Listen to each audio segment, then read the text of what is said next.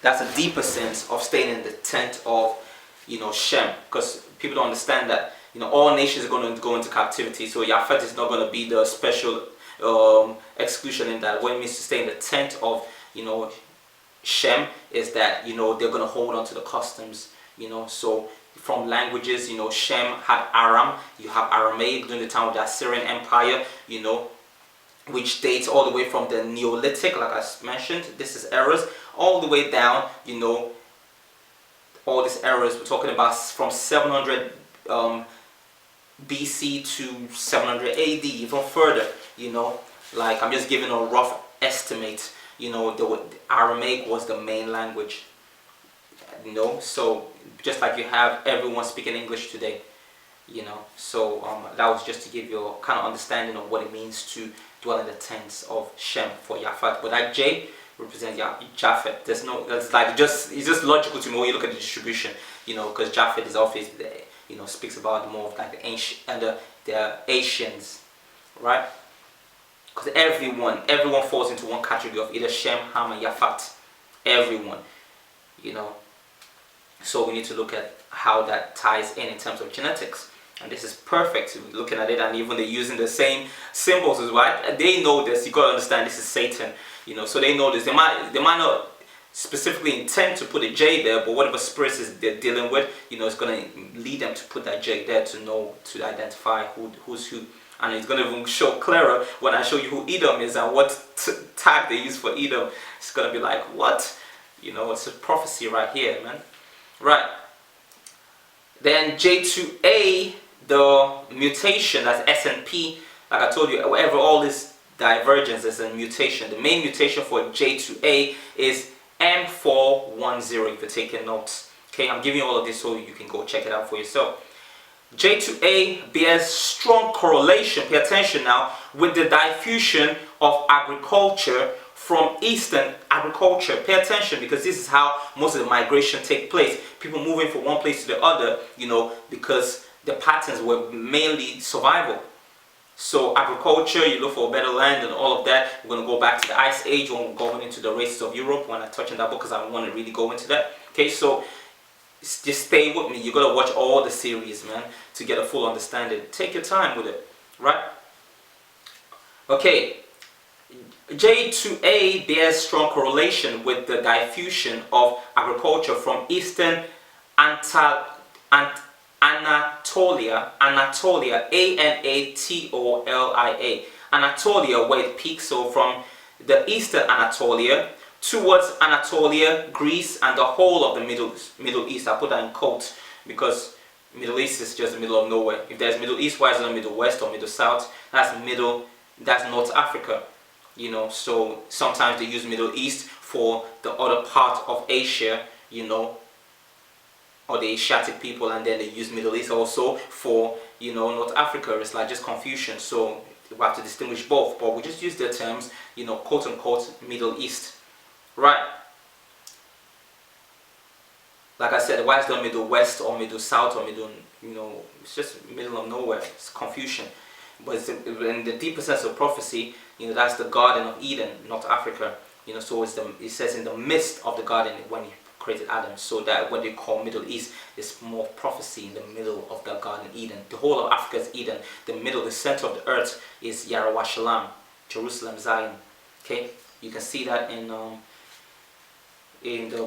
Book of Jubilees or the Book of Jasher, one of the two.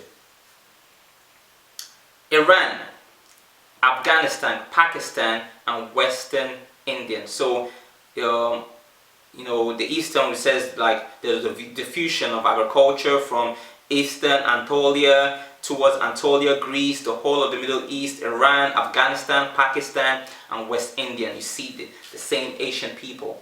That's Yafat. Okay, that's that J2A haplogroup. Okay, you still with me? J1 haplogroup is diverged into, so we dealt with J2 haplogroup, so J2A, J2B, okay? J1 now, on the other hand, is diverged into three main haplogroups, okay? The J1 itself has the what you call L255, L31, and M267, like I showed you earlier. The main is M267. That's the main mutation.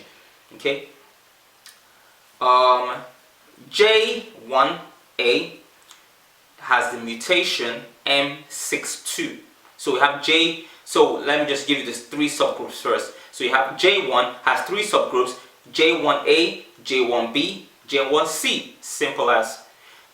J1 has J1A, J1B, J1C. J2 has J2A, J2B. Simple as. Okay. So J1A, now the mutation that causes it to diverge that way is M62. The frequency is about 55% to 99% among Caucasians. Very important to see that. Okay, among Caucasians, because there's a reason why, Blumenbach said, the people that came from the Caucasus Mountains of the pure seed and all of that stuff, that's a high percentage, 55% to 99%. Okay, let's keep going. J1B, most frequent among Ethiopians. Okay, so that's the E1, B1B, and you also have a J1B as well amongst the Ethiopians, right? And then you have J1C, most common amongst Arab Peninsula and Africans. Okay, Africans, if we're talking about there, he's talking about Ham. Okay, and most of the Africans talking about is the same people, the Arabs, the real Arabs, like I talked about, your Fulanis, your Watoses, those are the Africans you'll be speaking about there. Sudanese. Alright. World's highest frequency of J1C3D is among Sudanese, just like I said. Okay? Khartoum at 74%. That's the highest on J1C, right? But specifically J1C3D, because even J1C has different, what's it called again? Branches. It's like a tree, just keeps on branching, right? But the root is J1C. The root of J1C is J itself, and it just keeps on spreading like that. All it goes back to is Shem, Ham, and Yafat. Okay, right. World's highest frequency of J1C3D, and this is important to see as well, because it's like you have the J, and then it keeps on having different offshoots, right? To the point where we get to J1C3D. That would be the common ancestor would be that J, but when you look at them phenotypically now, they might have different mixes in them. So like for instance, if you have a E1B1A, like a Jamaican, you have Jamaicans that have their hair might not be woolly like mine, proper tough wool. They might not have that. They might have more, curly hair, but then jet black. Well, whereas my skin is not fully jet black. Just like it says in Hosea, it says Ephraim is like a cake unturned, right? But then you still have to have specific, phenotype that unveil what's going on in your genes. So like with my hair now, and my skin tone is still very dark, very melanated. But even melanin has different frequencies and different, ratios of your melanin. So the darker you are, the more melanin and the more powerful. But then that's not just the limitation of your melanin. It's not just on the skin. You gotta see your eye color. You can be dark and then have blue eyes or green eyes. There's something going on there. You can be dark and your hair is a bit wavy and straighter. There's something going on there. There's a deficiency there. Do you see what I mean? So this is going to be different offshoots of the same E1B1A. So we have E1B1A, but then we can have, I could be E1B1A, 1B something. You get what I'm saying? Okay, I'm not going to go into the specifics because I haven't checked mine out like that. But on the root of it, we are E1B1A. That's what I'm showing, and that's what I'm showing you in terms of the J. So you just get your deeper understanding when you're looking at things and when you're challenged on certain things in terms of mixing. There's no such thing. Okay, there's offshoots, but there's no such thing as mixing. Everyone is dispersed from a specific ancestor. You're either Shem, you're either Ham, or you're Fat. And in Shem, there's a specific seed that was selected as a chosen nation. Okay, so it's Abraham. So from Shem, Arphaxad was chosen, not Aram or Joktan or anyone else. Arphaxad. Arphaxad, you have Peleg, Salah, what's the breakdown again? Salah, Eba, Nahor, Terah, Abraham. All these other, they all had different brothers, but there was a specific seed that was chosen. It's what you call divine genetics. Okay? So that's why it says in Amos chapter 9 verse 9, it said, I will sift the whole of Yasharallah as a corn is sifted. That's divine genetics. It's sifting the seed, and the word is what sifts the seed. It says, my sheep know my voice, and the voice of a stranger do not listen to, because it's already encoded into your genes. So once this word comes to you now, it's going to, first of all, it's going to strike your ears. It's going to change everything. It's going to give you a paradigm shift. You know, it's going to strike your heart. You become a new creation. All things are passed away. You become new. Okay? Alright. Let's carry on.